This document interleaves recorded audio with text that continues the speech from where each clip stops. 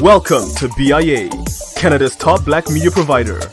Whether you're looking for shows on fashion, art, music, or simple lifestyle, we bring you the best content the black community in Canada has to offer and so much more. And better yet, do you have an idea for a project you'd like us to help you with?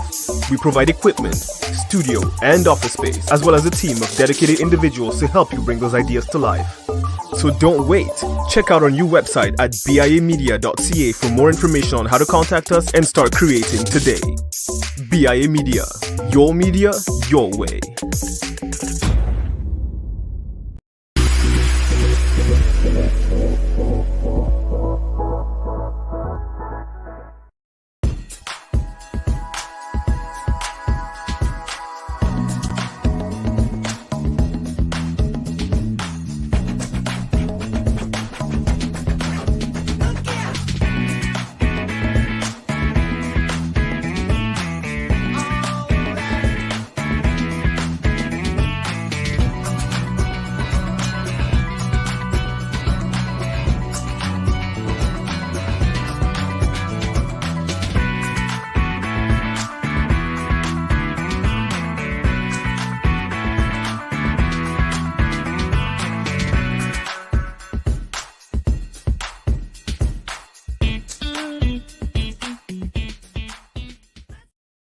What is up, everybody? It's Dr. Vibe here, host and producer of the award-winning Dr. Vibe show, the home of Epic Conversations, and I'm the host of Epic Conversations, 2020 Best Podcast News Award winner, 2018 Innovation Award winner given out by the Canadian Ethnic Media Association, and I also host the only online conversation in the world for dads and fathers that is co-sponsored by Dad Central and also Dove Men Care. Dad Central is Canada's national fatherhood organization.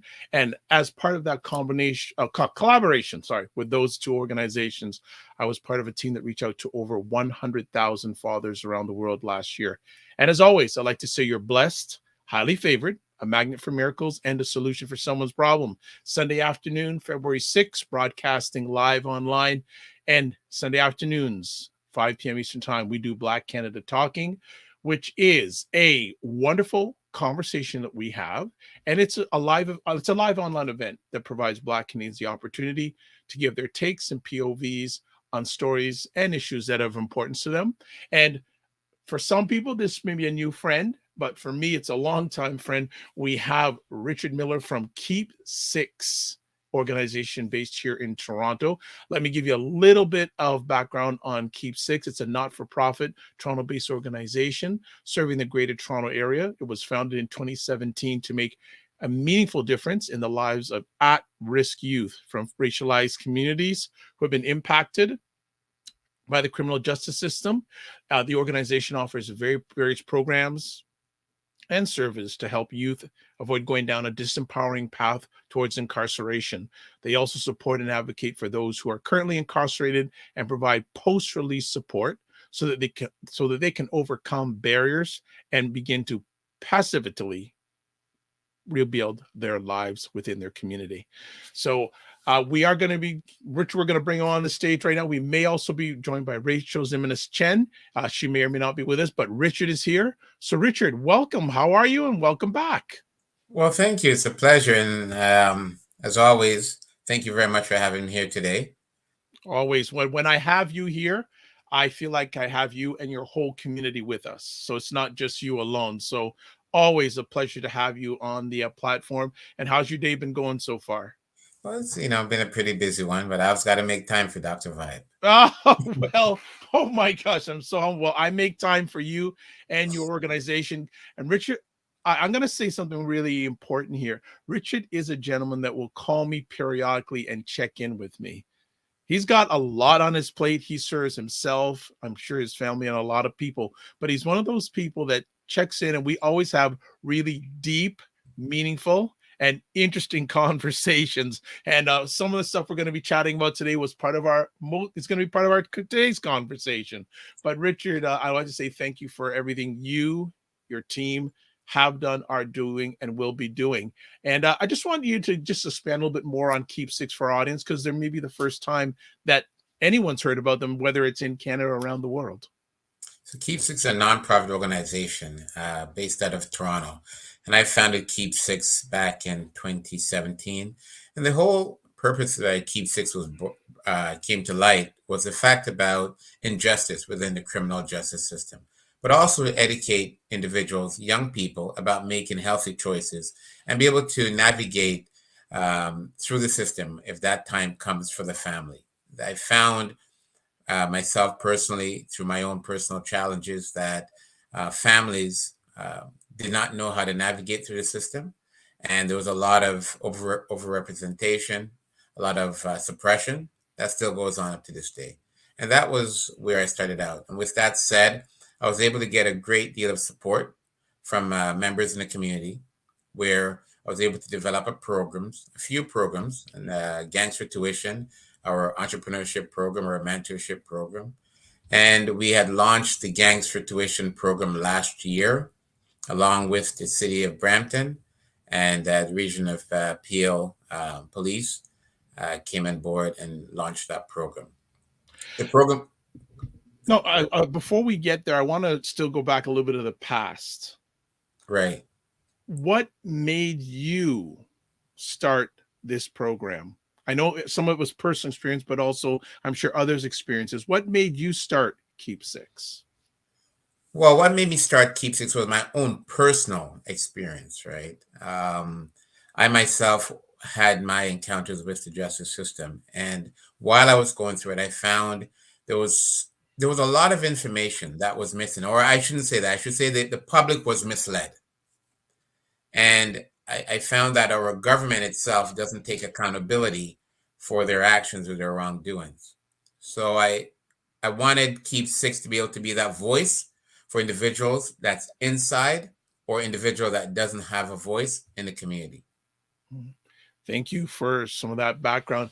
And also, could you share some of the early days, like the 2017 days? Because I know that where you were then is not where you are now, but it's part of the story. What were the early days like? Was there acceptance in the early days?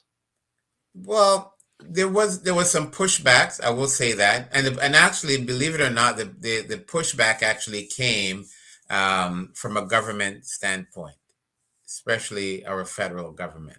I myself was still within twined in their system, so they kind of pushed back on it. And again, when you're doing something, and I guess what's the word? Maybe I could use the word threat of maybe exposing things, then you kind of become kind of a target.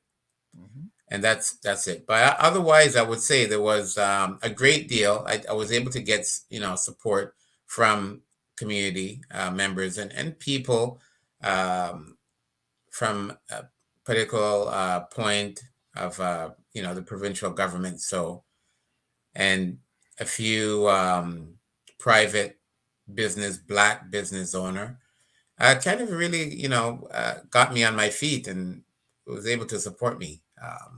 I had a lady, as a matter of fact, who she worked for Young Street Mission, and she was actually one of the individuals, Marcia Sheldon, and she supported me and kind of gave me a leg to stand on, or footing within the community. Right, it gave me space at YSM. I had my first panel discussion there, and it continued to support me in that manner. Right. Nice. Going back to those early days, can you remember an early win that you had? Because I know you were working hard. These days you're working smart. I know you're still working hard, but you're working smarter these days. But back in the early days, was there a moment that you said, you know what, I'm on the right path? This is something that it's going to happen. Was there, you mentioned the panel discussion. Was it the panel discussion? Was it another event that early in the journey that you said yes? At that yes moment? I feel in my early days when I really felt attraction, or I felt it was something very important, I had a panel discussion. And after the panel discussion, I was able to, I noticed I started getting a lot of phone calls from other organizations that I didn't know of, right? And those organizations was asking me to put on this panel discussion, which I had called the Empowerment to Unlock the Justice System at their facility. So over that period of time, the traction kind of grew. And then on top of it, I was able to get support from members in their community or other organizations. So I reached out to the union because I worked in the construction industry. And those are one of the individuals stepped up to be able to give support back to our community when it came to empowering youth and employment and so forth. Nice. Very nice. For those who actually want a deeper dive into the organization, we had a conversation with Richard and Rachel back in April. So we're just going high level because we're going to chatting about some other things today. So we're gonna transition to this. That how has the pandemic, well, how's the last year been, especially with the people that you serve in the organization? Because when we spoke last April, the pandemic was still going on. It's still somewhat going on now. It's still going on. Let's just say it's still going on. But how are things at ground level for the clients that you serve these days? At this particular time, the clients, we are still giving service for our programs. I will say that we don't have that interaction, that personal interaction that we usually do. A lot of things are online with our clients. Basically, the Gangs for Tuition program is pretty much, that's still going on. The pandemic itself has, one thing I've noticed is the amount of individual reaching out for help. And when I say help, I mean help in a mental capacity, but also food. That's been a very, very big one. Usually, we usually help with food baskets. So we were able to collaborate with CAFCAN and African Food Basket and being able to give out food about the last year and so. And after that ended, this Christmas, for instance, a perfect example, I had so many families reaching out for help, and I couldn't do it. I Wow. was limited. I only had Wow. a sermon. And on top of it, the support that I've received even a year prior to that, Right. that support wasn't there this year, like financially and so forth. Wow. Wow. So things that you had are now gone. Yes. Yeah. But and also the needs have increased. Yes, definitely. Oh. Yeah, there's no question about it. Even this past Christmas, the year before, if you recall, we had a big Christmas concert to help families impacted by gun violence. Yep. And I mean, that's something that I put on and paid for. And fortunately, this year I couldn't do it. So then my next thing was, what could we do to help the families, right? So we were able to get the food hampers, with our individuals that we collaborate with and give that. But there was such a great need, there wasn't enough to fulfill the capacity of people that needed help. And then the mental health part of it is a very big one right now. How much should those who are watching this live or on replay or listening to this on replay be concerned about the situation that you just shared with me? I think a lot of people really don't get the demographic of it when it comes to the situation that we're in or how serious it is. Because the other thing you have to remember, if you're not in that situation, you don't have any concept of it, right? It's very difficult when it hits you straight in the face. So I think what we have to come together as a community and work together to help, people in our community that is not as fortunate as we are, right? That's the important thing I find. I have a great deal of concern when it comes to even a day-to-day living for some people and the mental health. Like, we're getting phone calls where a 25-year-old is just don't know where to turn. And it's short of being out of work, the pandemic, being locked down. The depression is kicking in, anxiety is kicking in, everything else, and even myself. Like, I mean, not just our community, myself, just try to function day to day, within my business, and just try to do the work. The phone calls alone, like I'm the first one to admit, even a week ago, last week, it was a very disturbing phone calls I received from, from our organization regarding people who are needs help, right? Wow. It's interesting that 2 years down the road, things are in some ways maybe more challenging than what they were before. Yeah. And I don't think, and I'm glad you're voicing that now, because maybe many of us don't realize it because we're not in it, that it sounds like it's, from your lens, a deeper concern than there was even before 2 years ago. Yeah, definitely. There's no question about it. I think what we have to do now is try to get our minds right and be able to support each other. I mean, just like you was talking about earlier, how I just call in and check on you, just to see how you do sometimes. It's the same thing. A lot of people see us and just see us doing the work and doing what has to be done, or what they feel that has to be done, right? But they don't understand the time and the challenges that we're facing ourselves, right? Wow. Let's talk a little about the Gangs for Tuition program. I know you wanted to chat about it today, so let's move into transition. We may come back to some of the things we chatted about earlier, but I know you wanted to talk about the Gangs for Tuition program, so please share with our audience. So Gangs for Tuition is a program that uh, we developed. It took us about 2 years to get it off the ground. And off the ground is mean actually doing a launch. And the program itself was, years ago, I came across a lot of young people who had their sheer crossing of the justice system.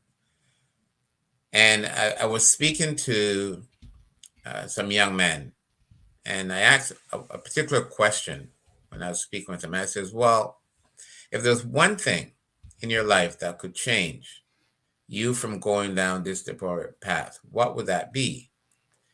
And out of the 13 or 14 individual, they all came back with the same reply: money. Financially, I would not be here talking to you now if I had the opportunity, or if what you're showing me, if I was able to knew about that prior. So with that said, I started working, and we having the big issue within the community or the city with the gun violence. So one of my main concern was that, and employment, because poverty kind of linked with employment, and violence. So with that said, I sat down with, I believe it or not, it was actually one of my own personal legal team and some other lawyers, and another lawyer who was part of a board. And I shared what I wanted to do, and we kind of, everybody put their head together and worked at it. And I developed Gangs for Tuition. And Gangs for Tuition allows individual into the program, and they get the ability to learn some everyday skills to navigate through life. But on top of it, they get the opportunity to learn a trade. Trade is a very, very, very big sector in our community. And there's great money in the trades. And, I mean, when I say great money, I mean, you can start off in the trades, and your first year, you're making $60,000.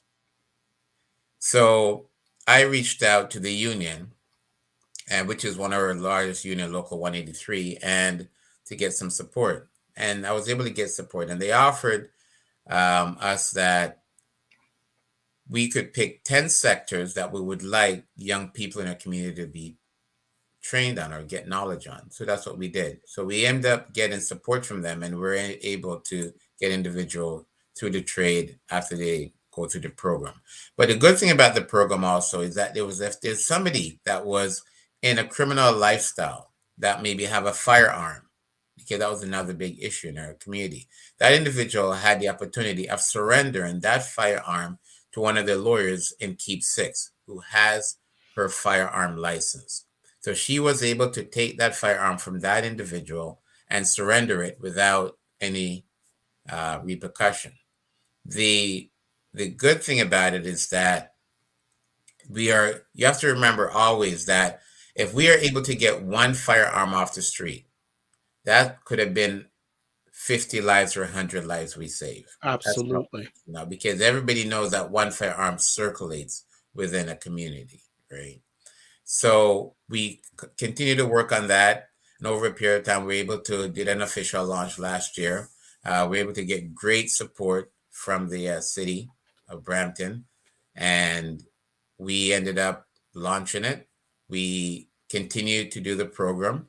We ended up having Elevate partnered with us also, that offer employment and training to young people within the community. Oh, that's fantastic. And I'd like our producer to actually put up the website information for the Gangs for Tuition program. Now, what's the process? How does someone get involved in that program? And my second question would be, is it online? Yes. So at this present time, because of the climate we're in, the program is taking place online, the course. Now, if someone would like to get into the program, only thing they have to do is go to the Keep Six website. And once they go on there, click the menu button and there's a intake form. Fill out the intake form, and someone will get back to them and then able to go through the process, the interview, and they're able to get into the program. And once they get finished that course, then they're able to move forward into whatever they like. If it's a trade or the tech industry with Elevate, they're able to move forward in that. Because it's not face to face, and because it's online, do you take intake from people outside of the Greater Toronto area? Yes. So Good. we do. So at the present time, we get referrals from like probation. Rachel gets quite a few from probation and so forth. We get referrals from other organizations or just people maybe watching the show and heard about it and have somebody in their lives that they want to, who could, benefit from the program itself. And for those who think we're just having this conversation because Rich is a good guy and Keep Six is a great organization, Rachel and Richard are great. The R&R combination. I also support the program because there is a gentleman who they introduced me to a lady who runs her own accounting organization, and that gentleman has been wonderfully employed for, man, is it a year? At least a year now. Yes, probably a year now. Yes, that's and correct. He is a superstar because I keep in touch with that lady every week, and she has nothing but great things to say about the organization. So if I am a supporter of the organization because they help people's and families' lives.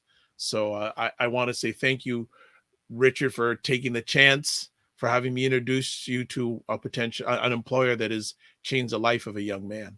Yeah. And these are the things that we have to stop and look at the community, right? A lot of these individuals just need a chance or need someone to believe in them, right? And a lot of times I think that if we just take the time, because not every situation is the easiest one to navigate through. Sometimes some situation needs a little bit more nurturing than others. And that's what it takes, to uplift, somebody a lot of time, right? You just have to show them that someone cares and they can do it. And, there is a possibility to change and they can change, right? Yeah. Well, I'm a firm believer that one of the greatest things that each one of us gets in life is opportunity. Yeah. So when you think about, and people are watching this live on replay or listening to it on replay, say you're down and out, you're looking for an opportunity to be better. That's right. So I just want to lay that out there. Opportunity, very, very important. Let's transition. It is, I don't like using this, but I guess I have to, Black History Month, because I believe Black History is 365 every day of the year, 24 hours a day. But you wanted to share with us not a pleasant story that has occurred during Black History Month. So Yeah. I'd like you to share that with our audience. So I had the opportunity last week. I received a very disturbing phone call. And it wasn't just one phone call we received. We received, I think it was 3. And the calls came from offenders, individuals who were housed at the Toronto East Detention Center. It's here in our greater GTA area. And the call was about the abuse, how their human rights been violated, how they're been treated like animals.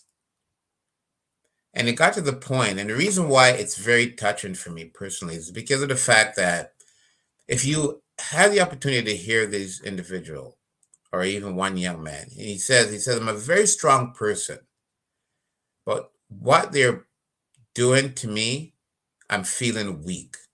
But I have to stay strong because I have to fight for my rights and I have to stand up. And it was just really, really heartbreaking for me because I'm hearing this thing about Black History Month. And I get this call, or these individuals are calling and hearing these stories. And the stories even of abuse of correctional officers assaulting them, covering it up, keeping them from their family, locked in a cell for 24 hours to 23 and a half hours, not showering for 7 days, no clean clothes, and then I turn around and I'm like, I'm shaking my head. Here we are talking about Black history. And the funny thing about it, it's not as if these are white offenders. These are all Black offenders calling. This is taking place. And I had the opportunity to just look to try to be a voice for them. And so I reached out to our deputy minister office, spoke to one of them, and still waiting for a comeback. But it again, I noticed that there's a consistent pattern with these individuals. And everybody wants to paint a picture that, we're doing great work and we're doing a great job and, we're going to look into it. But nothing's changing. Because the same problem that we're having today that called into us to help and advocate for them is the same problem was happening 30 years ago. And it's very, very, very disturbing. Very disturbing. And I know a lot of people or a community don't get the demographic of what's going on because everybody maybe likes to watch television and see, well, hey, but we are a tax-paying body. And it's our money that is running these places. And until it's your son or your daughter or your cousin or uncle, a lot of people do not get the demographic of the abuse that goes on within the system itself. Wow. Well, first of all, we're speaking that this situation is going to have a positive resolve that you just shared with us, but it's only a microcosm of a bigger challenge. Yeah. My one of my conversation pieces coming from what you just shared from me is, have the conditions at all, and maybe you've already answered that, but I just want to hear it from you again. Have the conditions at all improved for our Black inmates from your lens? No. What has happened when it comes to it is they repackage things and call it something different. It's to say, I will go back and say to you this then. What is going on is the same pattern that's been going on for 500 years. It has not changed. The only different is we're in 2022 and they might call it and repack it. It's the same thing that goes on. Now, you have a body of individuals that's in the system that are fighting and trying to make changes. But those individuals, they are so small that they're getting squashed by the larger individuals who are there for the conspiracy. I mean, the wrongdoing. How has your relationship changed with those in power, if at all, since you started Keep Six? Our relationship with those in power, we've been hearing. One of the things that I've been hearing about is money, and that hasn't changed because I've had from ministers at our table to other individuals, and I'll hear all these promises. And for this year, that's one of the things I'll be going on to find out about what happens. I will say that we do have a good portion of body of individuals in power that do support the organization and do support the work that we do.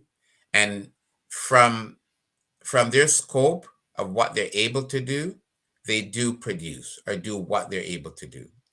Right. And I can't take that away from them or discredit them for that. But again, it's only whatever that they can do. Right. Like I remember I called an MPP last week after this whole incident, and he's like, well, this is what I can do. But unless this takes place, well, then, I don't have a leg to stand on. Right. So where's the roadblock? The roadblock is way at the top. I'm sorry to say it's way at the top. And have you had any conversations with those at the top?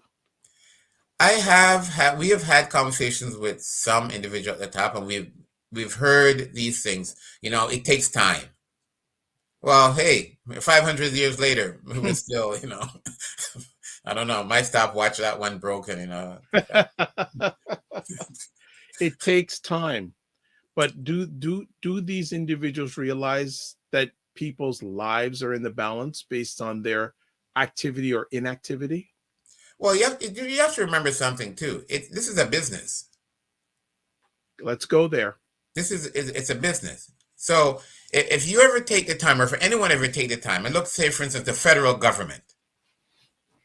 The federal government has all the institutions, all your federal institutions in Kingston. And the closest one we have is in Beaver Creek and Workworth. And then you have the Women's Institution in Kitchener.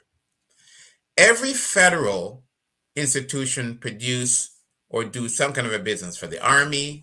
They make parachutes. They repair vehicles. They make eyeglasses, furniture, and so forth. These are a multi-million-dollar business. So you look at, I think the maximum an offender gets paid is about $36 or $32 every 2 weeks for this work. How much? I would say $36. Every 2 weeks. Weeks. Right. That's what an offender makes. What are they supposed to do with that? Right. So then let's go a little bit further now. So at the $36, say you have to buy a little bit of food, or put a little money on your phone card to phone your family, or even shampoo, right? So a bottle of shampoo, I think is probably around $6 or $7. What store are they getting it from? They get in the institution. Well, and I guess because that's a lot more expensive than you and I. Well, I don't have to worry, but right, right. But that's a lot more money than what we're paying.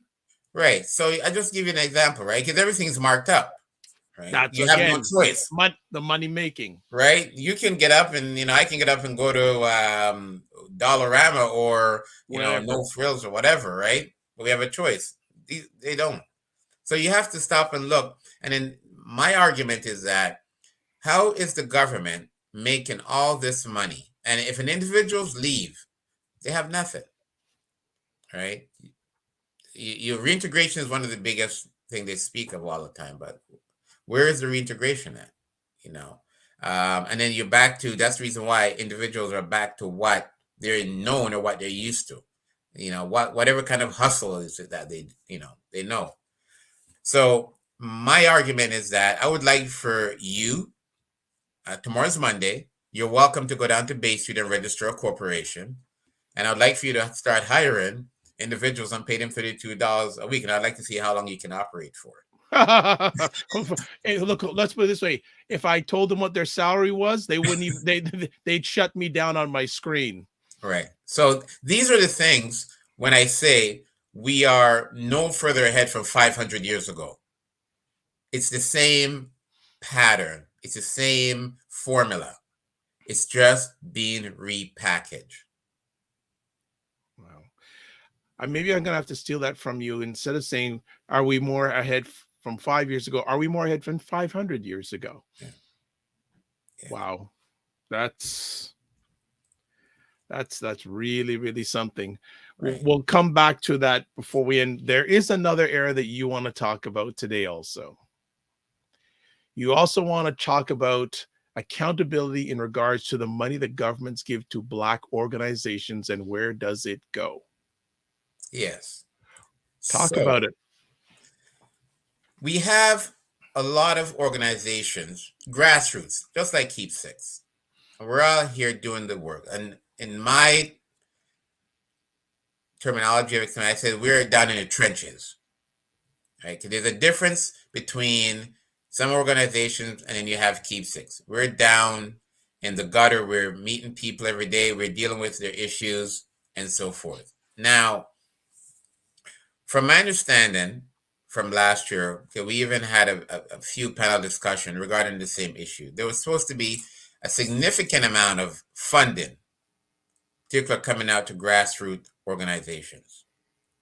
The funding has been dispersed sometime last year, this year, so far some of it. The problem is that who is monitoring this fund? Who is holding these individuals that get in this fund accountable and for them to be going to the grassroots and doing the work that they need to do? See, because I think what is happening personally is money is coming in. It is not going where it needs to go to do the work, and there's no accountability. Who is, let's use the word then, who is policing these individuals who's getting the money? That's what I'd like to know. We all know that you get fund and then you have to do a report and how you spend the money, but who is looking over your shoulder to make sure this money is supposed to be doing what it's supposed to be doing? Because from what I'm seeing, it's not happening. It isn't. We're out here. There's a lot of other organizations, and we see our big name organization with how many $1 million they get and stuff and so forth. And they're doing, but then take the time. Go into our neighborhoods or go into our communities where we have all these issues and speak to the youth. Ask the youth, who do you see here? What program is offered to you? Who's offering you this program? And the thing that I say, well, hey, it's this, and here we are again. So we have to come to, there's got to be a point where we are able to say, we have to be able to start holding these organizations accountable for this money that's supposed to be coming down in our community. Okay. So a few things I want to go deeper on this. First of all, did your organization apply? Yes. Okay. And did you get a positive response? No. Did you follow up to find out why you did not get a positive response? No, we didn't. We at the present time, as we speak, I have one organization that we are in talk with, and they are in the midst of putting something together to partner with Keep Six. So there was about 30 organizations, I think, approximately Black Canadian-led organizations that got money from the Ecosystem Fund. What does it tell you that? Okay, let me go back first. How many, other than the one, have reached out to your organization? One other one that we had applied for a grant, and we did not hear back from them, and we ended up seeing them, and then we reapplied, and they're signed something to give us. They've been giving us grant writing for 3 months, 90 days, and they're supposed to be giving us social media and marketing for 1 year. Okay, let me go further on this. What was your ask from them? I don't recall that something that Rachel would have been able to cover, but Okay. it was a financial. So when you heard back they give you resources, not financial, I'm sure you questioned them on that.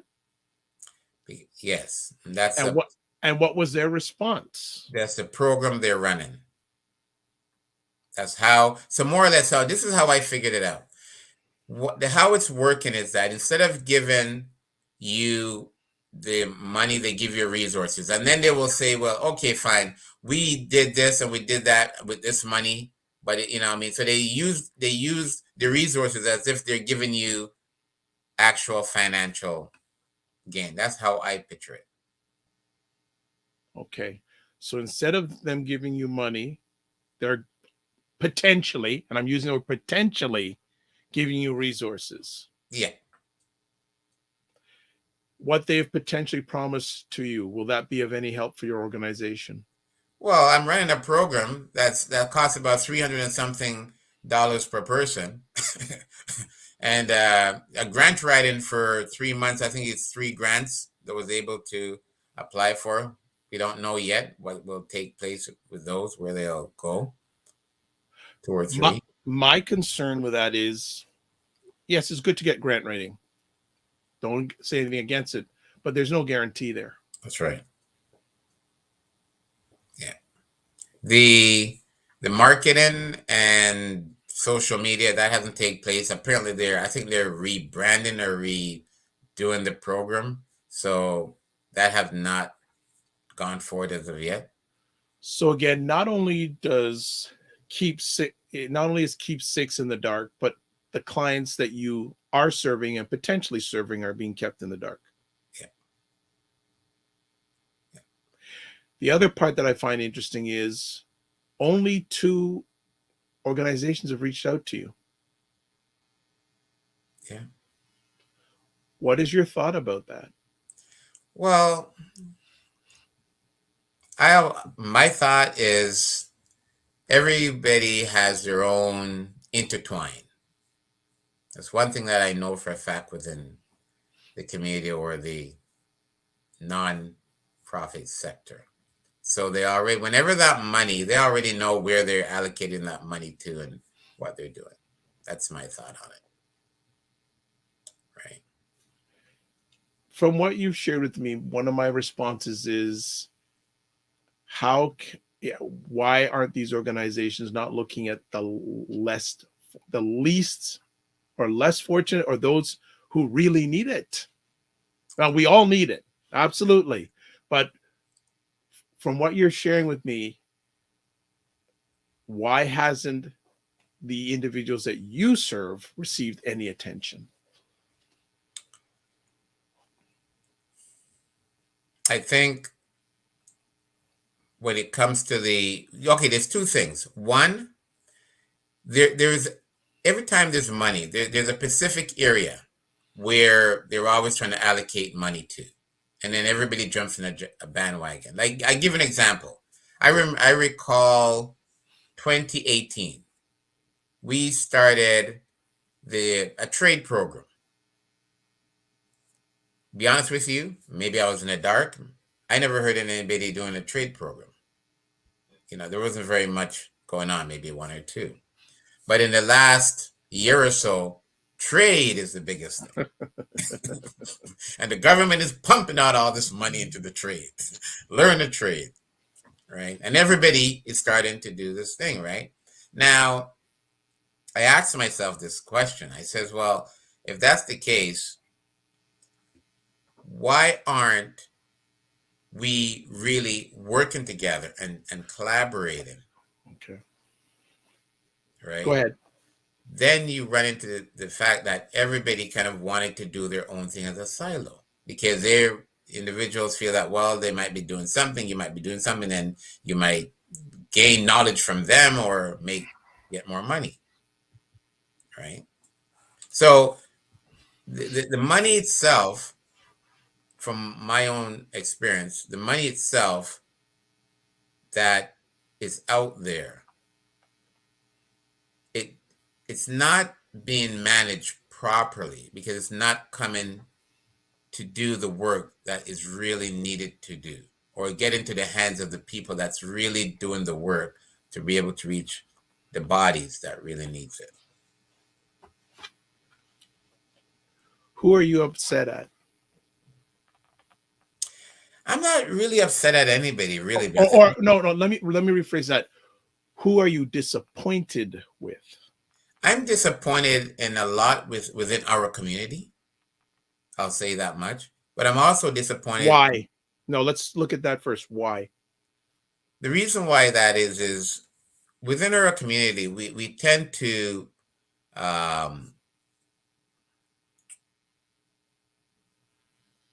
fight against each other. We tend to try to hold each other back instead of working together. And if we were able to come together and work to build, we could actually go together as a group and get this money that we need to do the work as a group and have that money control of it as a group. So my theory is that I would have much rather to work with a group of individuals as a collective and say, hey, this is what we're doing, and this is the fund we need to do this.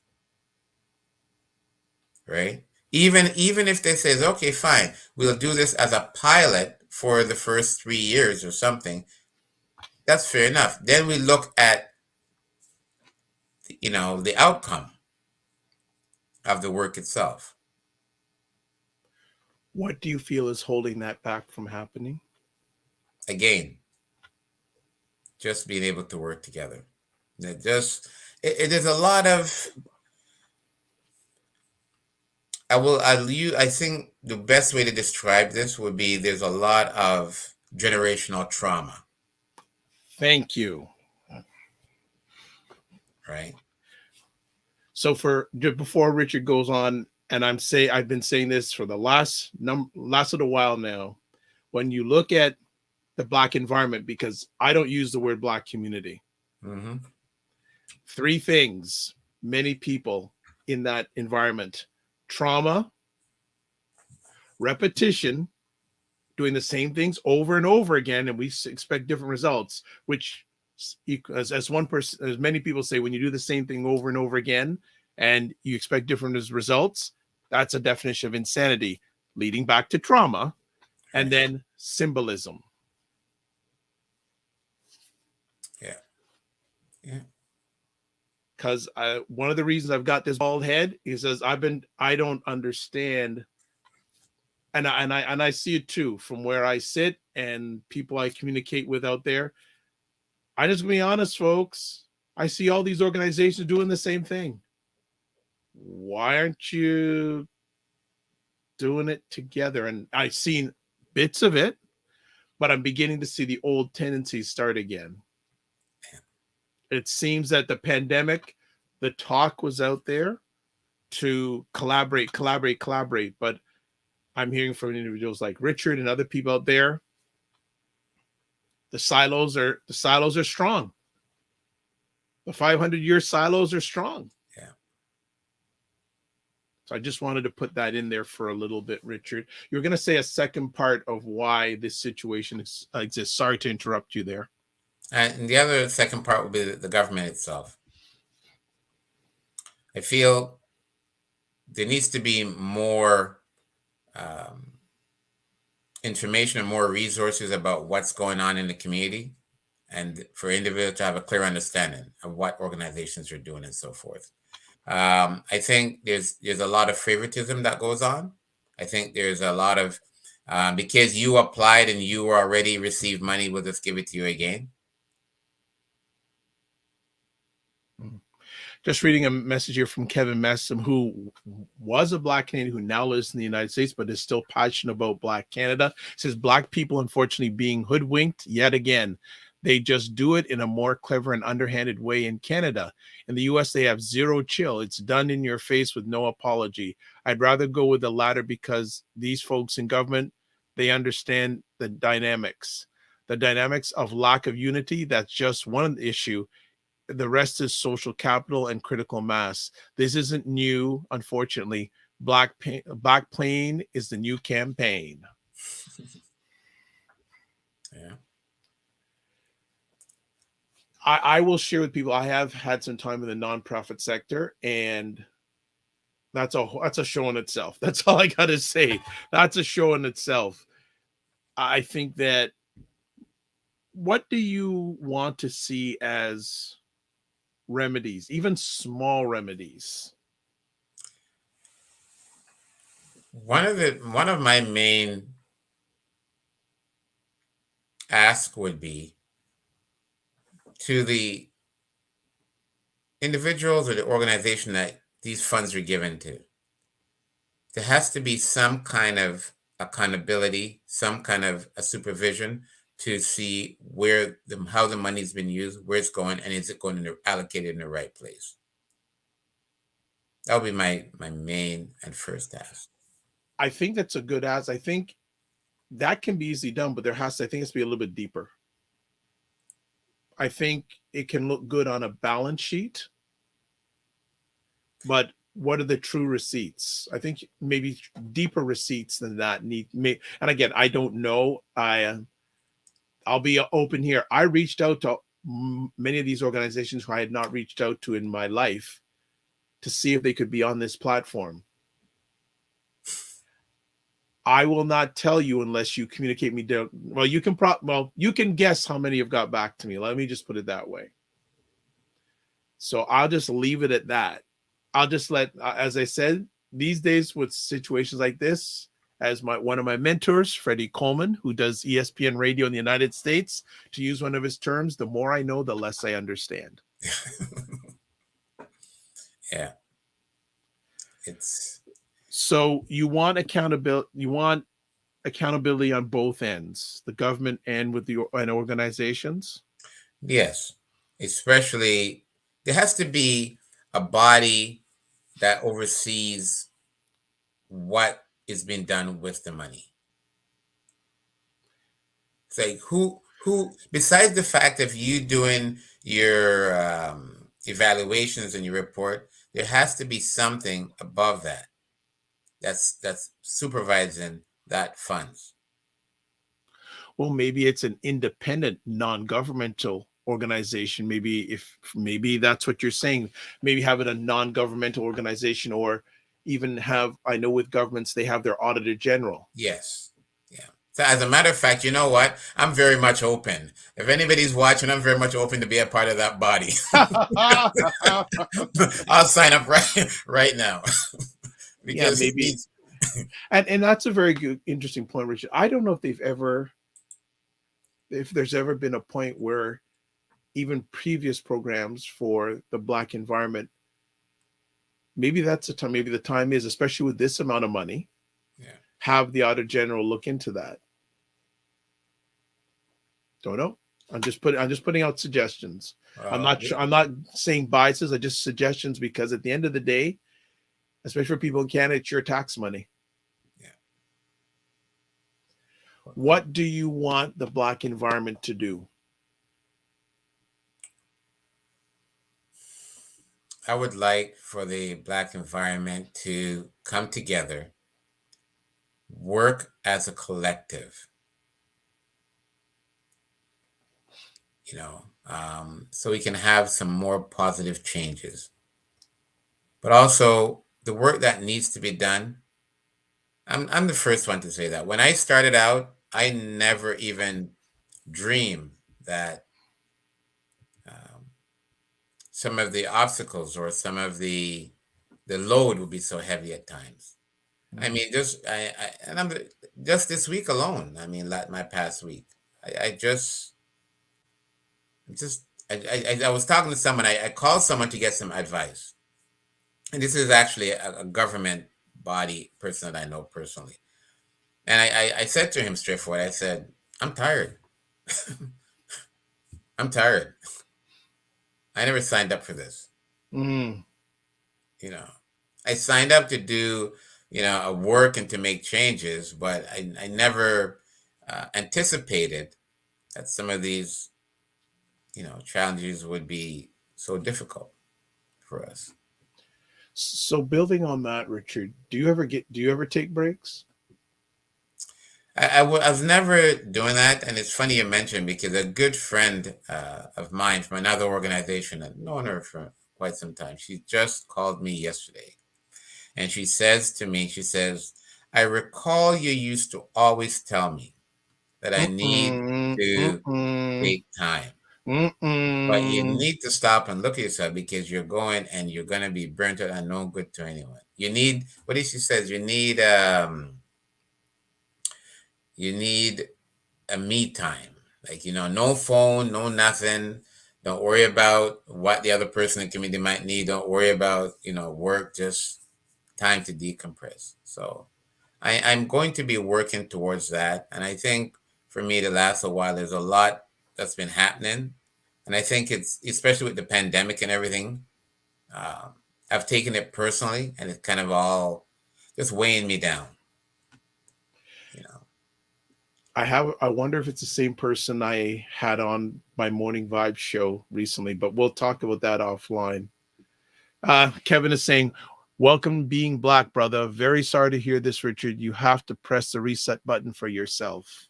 Yeah, that's true. And so one of the things that has come out of this conversation, I'm going to be checking in on you to make sure, what are you doing to take a break, even if it's 15, 20 minutes a day? Yeah, Because if you're not good to yourself, you're not going to be good to yourself, your family, and the people that you serve. most definitely. Yeah, I have Any to. other, any other, what is Keep Six looking for help with right these days? Money. Okay. All right. Straight up. There you Yeah, go. yeah, straight up money.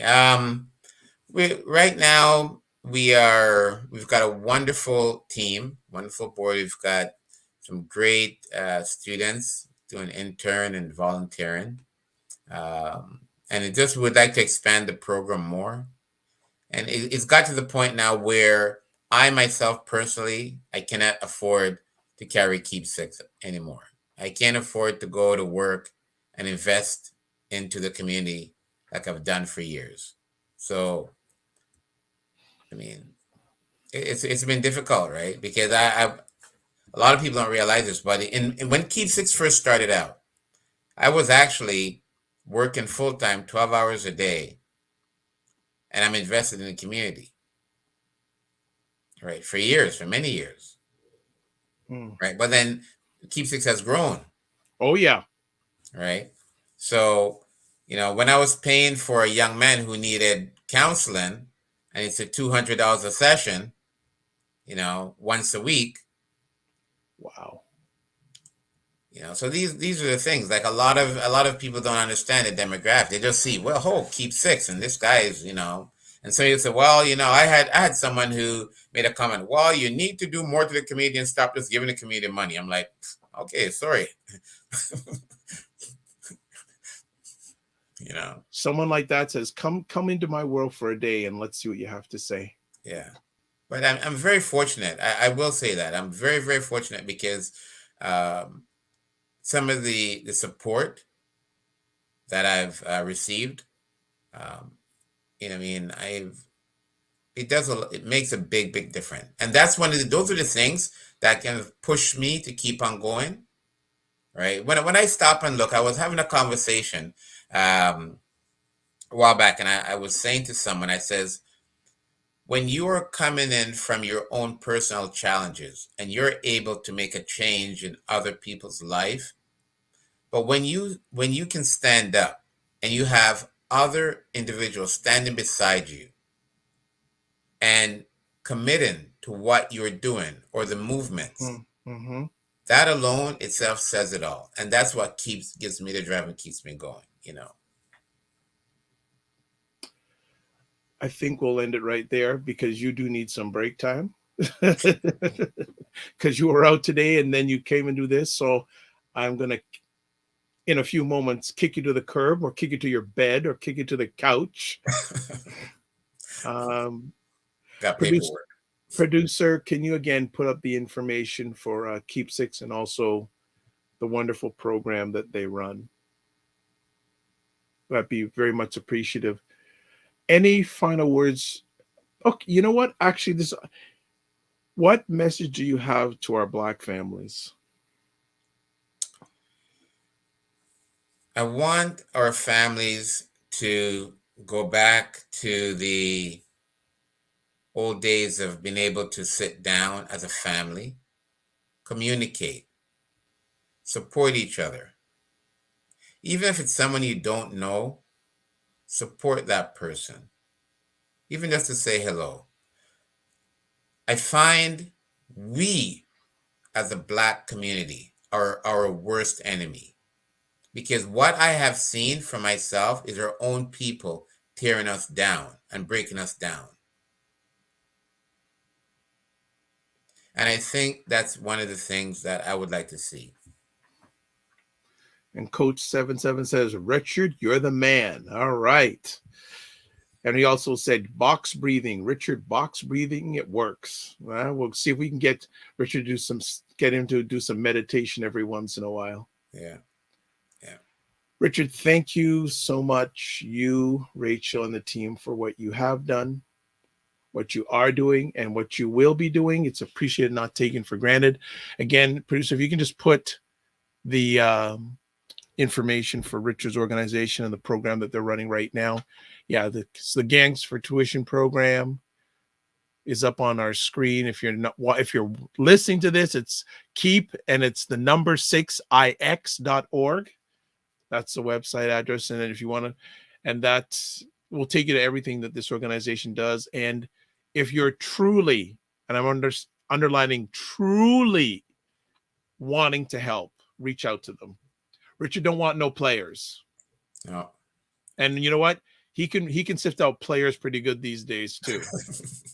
At all different levels. And that's some of our conversations offline that you're not going to hear.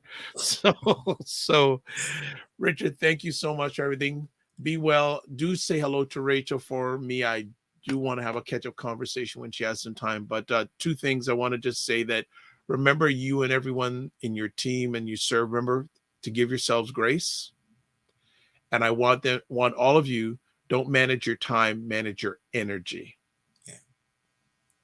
Yeah, most definitely. And I just want to say thank you again for your support. Always. Thank you, for everything you do for the community. And we as a community just need to come together and support each other and continue to pray and hold each other accountable, even if we're friends. And by the way, I like the beard. See ya. All right. Thank you. Looks good. That is Richard Miller of the Keep Six organization, a really deep and meaningful conversation. And I suggest, even if you watch us live, watch the replay or listen to the replay. Really good stuff. My name is Dr. Vibe, host and producer of the award-winning Dr. Vibe show, the home of Epic Conversations. Now, the host of Epic Conversations, 2020 Best Podcast News Award winner, 2018 Innovation Award winner given out by the Canadian Ethnic Media Association. I host the only online conversation in the world for fathers and dads. Excuse me. That is co-sponsored by Dove Men Care and Dad Central, Canada's national fatherhood organization. And just some upcoming things. If you want, please subscribe to my Facebook page, The Dr. Vibe Show. And it's also the same thing on YouTube. Also, my website is the drvibeshow.com. You can catch me online also Monday and Friday mornings at 9 a.m. Co-host Ryan Knight. We host a great conversation called The Morning Vibe. This week coming up with February 6th, tomorrow, we have a gentleman from the One First Circle organization, I believe, out of Montreal, who's doing incredible stuff with his organization. And then this Friday coming up, again, if you're not watching this live on the catching on the replay, on the 11th of February at 9 a.m. Some of you may have heard that the CIBC, one of Canada's big banks, has just launched a $15 million program to help Black entrepreneurs. And part of that, I think $2 million of grants is for entrepreneurs also. We have a senior member of CIBC, Austin Walters. They've also now, CIBC has partnered with the Black Opportunity Fund and also the Canadian Black Chamber of Commerce. They've come together to help administer and make this program happen. We have Austin Walters from CIBC. We have Craig Wellington, the executive director of the Black Opportunity Fund. And we have Doug Minter, who is a management consultant for the Black Chamber of Commerce. They're all going to be on live this Friday at 9 a.m. to talk about this. So you can catch it on my Dr. Vibe Show Facebook page and YouTube page, also on my Twitch page, and also on my Twitter feed. Let's finish off with this. Live your life as a dream. If you can dream it, you can make it. Sometimes you have to get smaller to get stronger. Block assumptions, then aim bigger, aim better, aim higher, aim wider. Love, faith, and respect. Remember to give yourselves grace. And again, remember to not manage your time, but manage your energy. Also, big thanks to BIA Media for the production. God bless. Peace to all. Keep the faith and walk good. We'll see you next week with the Black Canada Talking bi-weekly roundtable. And with a lot of things going on in Canada, especially in Ottawa these days, they will continue to have a lot of things to say about that. Take care, everybody. God bless.